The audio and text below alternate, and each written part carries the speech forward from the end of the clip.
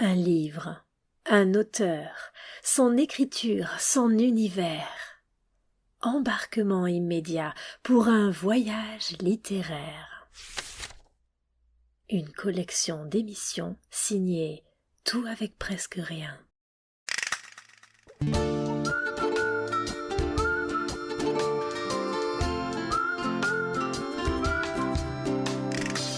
Il y a des livres que l'on ouvre comme on ouvre une porte. On ouvre et on entre ailleurs. On se prend au jeu, J-E-U ou J-E, choisissez de l'écrire comme il vous plaira. Dans ce roman d'Antonio Moresco, on se laisse emporter par la voix intérieure du narrateur. On est immergé dans l'intimité de sa pensée. On est un peu étonné parfois, on ne comprend pas tout, mais c'est peut-être le gage de la sincérité. Après tout, une voix intime ne s'adresse à personne. Alors on la laisse aller, on essaie de suivre. On ne veut surtout rien freiner, rien déranger au fil de ses pensées. La petite lumière, c'est le titre de cette histoire désarmante d'étrangeté et de simplicité à la fois. Voici les premières lignes du roman.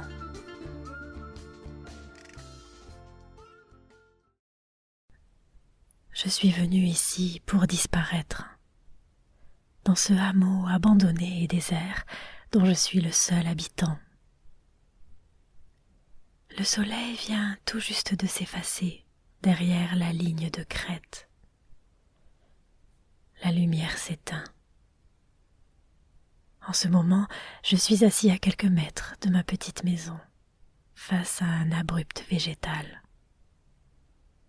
Je regarde le monde, sur le point d'être englouti par l'obscurité.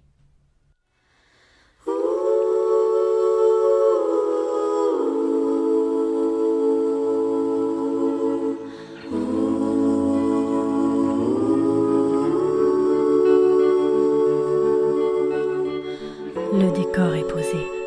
Un hameau abandonné, tout un monde de pierres enseveli par la végétation, un hameau perdu dans la forêt, avec des loups, des blaireaux, des guêpes, des crapauds, un chien errant aux pattes cassées. Voici la suite de notre histoire. Je reste encore un long moment assis là. La lumière disparaît progressivement. Tout ce monde végétal devient de plus en plus sombre devant mes yeux.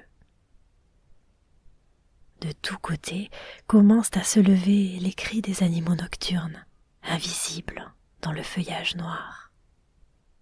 Pas un signe de vie humaine, excepté quand l'obscurité se fait encore plus épaisse et que les premières étoiles commencent à paraître, de l'autre côté de cette étroite gorge abrupte, sur une partie plus plane de la ligne de crête, incurvée au milieu des bois comme une selle. Chaque nuit, toujours à la même heure, cette petite lumière qui s'allume au loin. Qu'est-ce que ça peut bien être, cette petite lumière? Qui peut bien l'allumer?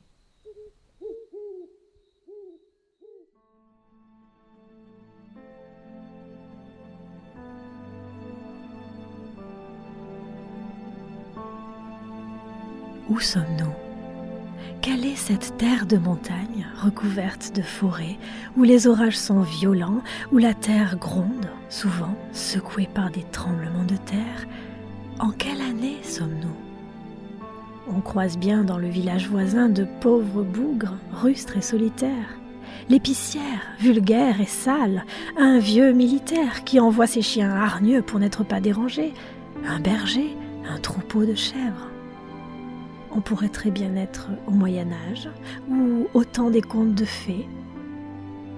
On devine vaguement que c'est notre monde pourtant, parce que le narrateur a une voiture, parce que des avions rayent le ciel, parce qu'il y a un ordinateur sous une couverture dans l'étable du berger.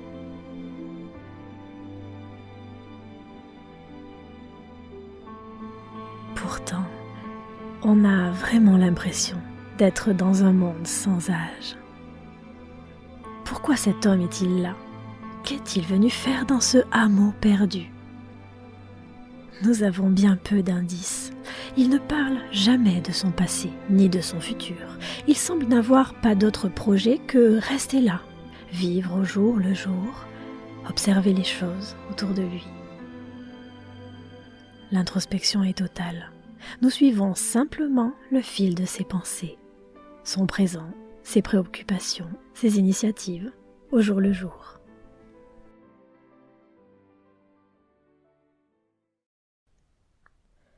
Il y a tout ce sous-bois féroce et ces mille et mille formes végétales qui s'entrelacent et se combattent déjà sous la ligne de terre, dans les mille et mille radicelles et dans les mille autres formes pressées par leur turgescence chimique et encore sans forme, qui jaillissent de la terre comme des armées avec leurs corps nus encore dépourvus d'écorce, et qui s'inventent leur première machine à respirer et à échanger avec l'atmosphère, et commencent à grimper en un furieux enchevêtrement muet de formes, nées de graines portées par le vent ou par d'autres bombes qui pullulent dans le ventre pourri du monde et qui entament leur lutte pour grimper vers le haut, vers la lumière.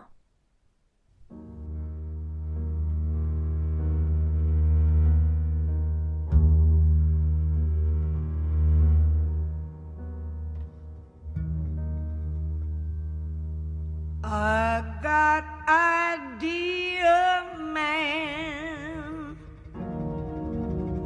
You take me for a walk under the sycamore tree. Cette phrase n'a pas de ponctuation. On a l'impression d'être pris dans ce tourbillon de racines qui pulsent dans leur sève toute neuve, se propulsent, se poussent et s'entremêlent, écrasent, étouffent tout ce qui leur fait obstacle pour se faire une place, pour atteindre la lumière. Ne sent-on pas dans cette lecture un niveau symbolique ? On est sans cesse en proie à des questions intimes, des perplexités, des réflexions qui inévitablement nous font basculer vers le mystère métaphysique du vivant. C'est comme si le narrateur, à partir de sensations minuscules, à partir de l'observation des plus petites choses, prend peu à peu de la distance, varie les échelles sur la ligne du temps et finalement met l'état du monde qu'il vit en perspective avec le vivant en général. Le vivant, depuis que le monde est monde connu. Le vivant, la façon dont il s'est formé et aussi l'évolution dans laquelle il se trouve pris. Au cœur de toute cette réflexion sur le vivant, il y a la lumière. Voici comment le narrateur trace sa chronologie, c'est-à-dire mot à mot logique temporelle.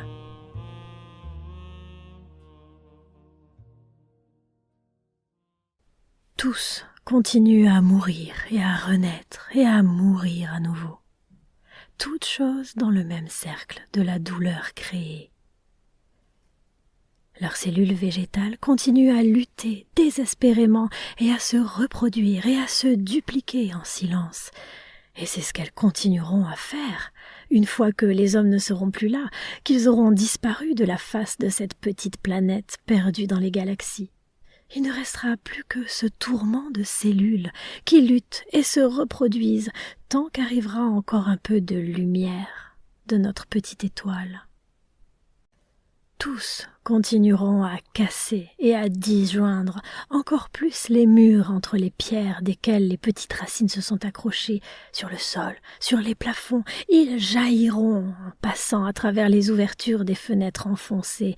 Ils briseront les rares vitres encore intactes de leur douce et irrésistible pression végétale. Ils rongeront les maisons, les routes, les autoroutes qu'il y a loin d'ici, quelque part dans le monde.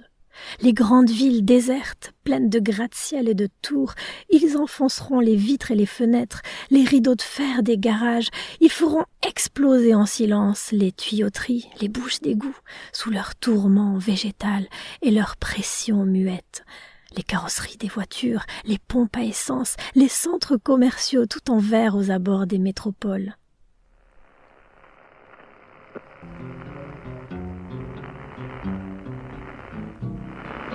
I don't want to set the world on fire.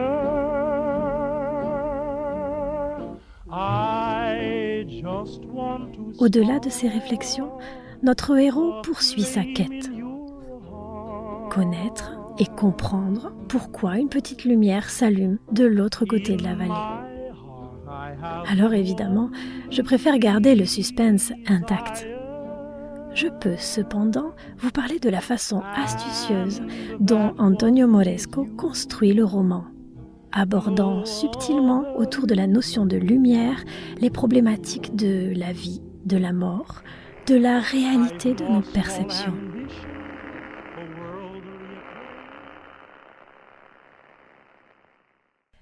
Comment savoir si au-dessus du ciel, il y a un autre ciel ? Comment savoir si la matière dont se compose l'univers, tout au moins le peu qu'on réussit à percevoir dans l'océan de la matière, n'est pas à l'intérieur d'une autre matière, infiniment plus grande ? Comment savoir pourquoi ça s'est arrangé comme ça dans ce monde ? Est-ce que c'est comme ça partout, s'il y a un partout ? Dans ce déchaînement de petites lumières qui percent le noir dans la nuit froide et dans l'obscurité la plus profonde.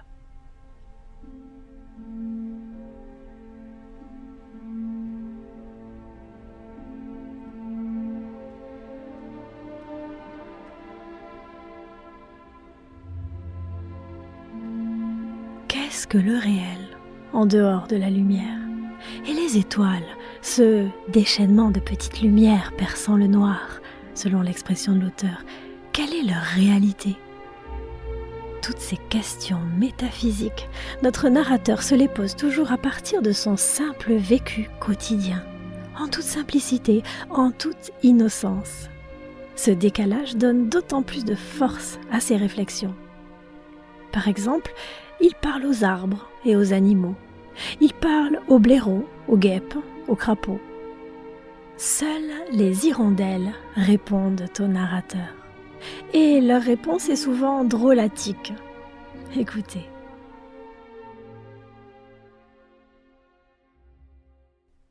Mais vous êtes folle !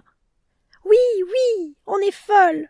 Elles me répondent, ces bestioles survoltées, sans arrêter de frôler le sol de la ruelle et le fil de l'eau, comme des flèches, en trissant. D'émotion, j'en ris seul. Il n'y a pas de psychiatre pour les hirondelles ? Si, mais il est fou, lui aussi.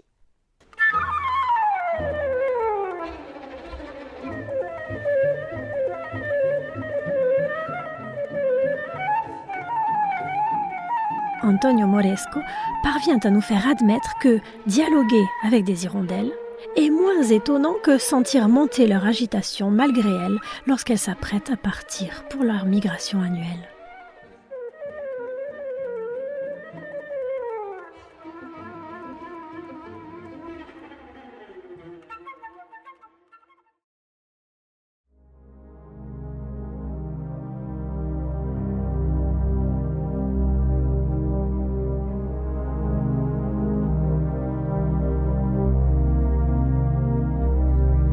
Autrement dit, les plus grands mystères résident dans les choses les plus connues, les plus habituelles, les plus naturelles en somme.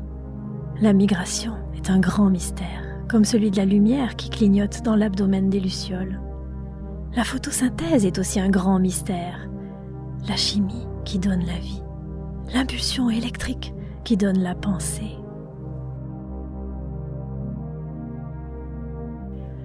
A contrario, un chien aux 4 pattes cassées, des tremblements de terre incessants et toute une myriade de faits étranges que je ne détaillerai pas ici pour ne pas trop en dire, eh bien, tout ce qui pourrait entrer dans le registre du mystérieux ou du merveilleux est traité comme parfaitement banal.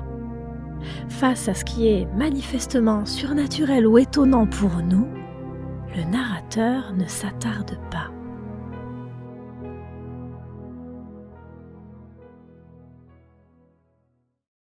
Qui sait ce qui se passe au sein de ces nuées de petits corps en vol? Quelle est l'étincelle qui a donné naissance à tout ça? Comment se créent les premières agrégations, là-haut, dans l'espace, durant les premiers vols toujours plus fournis, qui commencent à tournoyer sur ces ruines désertes qu'elles sont sur le point d'abandonner, sans peut-être qu'elles le sachent encore elles-mêmes?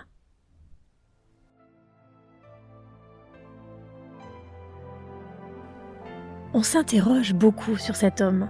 Il vit au jour le jour, sans passé, sans perspective. Il ne dit rien de ce qu'il fait là, de ce qu'il est venu y faire. On ne connaît de lui que sa quête, sa volonté d'élucider le mystère de la petite lumière. C'est un grand contemplatif. Il observe chaque détail.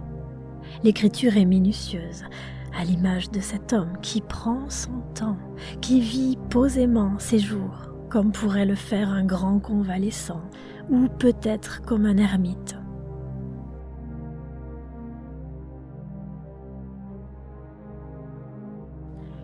Il est seul. C'est pour cela qu'il parle aux arbres et aux animaux.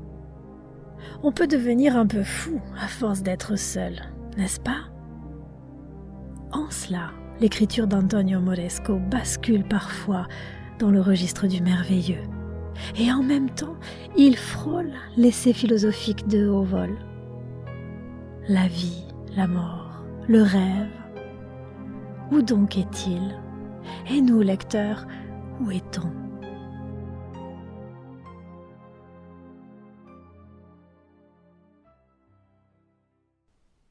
À présent, il fait nuit. J'ai les yeux ouverts dans le noir, je crois. Mais je ne saurais dire si je suis éveillée ou endormie. Peu avant, il y a eu des secousses de tremblements de terre, mais faibles, des vibrations légères qui montaient des profondeurs. Mais si légères que je ne saurais dire si elles m'ont réveillée ou si au contraire elles m'ont endormie. Il m'a même semblé avoir un peu souri, reconnaissant leur chère voix dans le noir.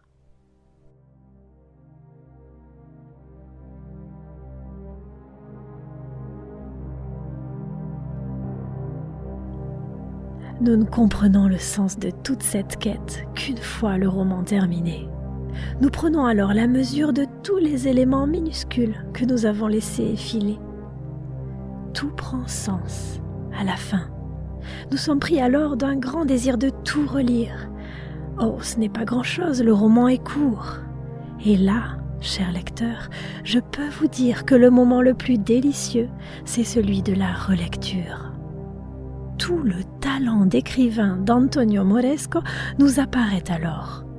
Sous son apparence simple, avec son langage simple, presque parlé par moments, ce livre est un ouvrage de grande subtilité, où tout se fait écho, où se touche le mystère et l'évidence dans la plus grande ingénuité.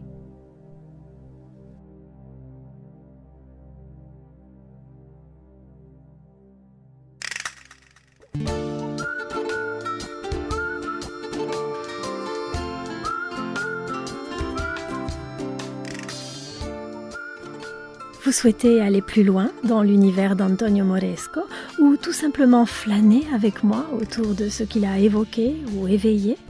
Je vous donne rendez-vous sur la page de notre site consacré à ce podcast. Le nom du site, Tout avec presque rien. C'est aussi le nom de notre chaîne YouTube où vous retrouverez nos 3 séries de podcasts littéraires et puis, ici et là, des lectures que Marie et moi nous sommes amusés à mettre en images. Si vous aimez nos créations et souhaitez nous soutenir, abonnez-vous, laissez des j'aime et des commentaires sur les réseaux. À bientôt!